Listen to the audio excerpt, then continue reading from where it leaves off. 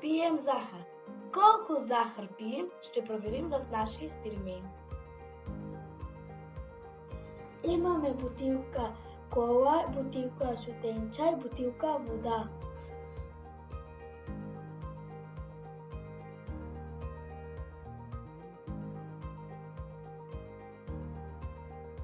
В 500 грама кола има 10 лъжици захар.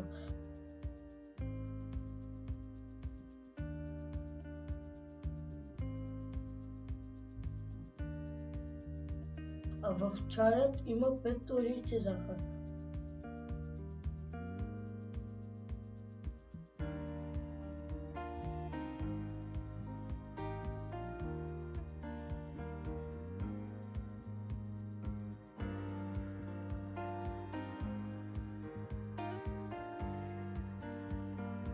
Във водата нямало захар.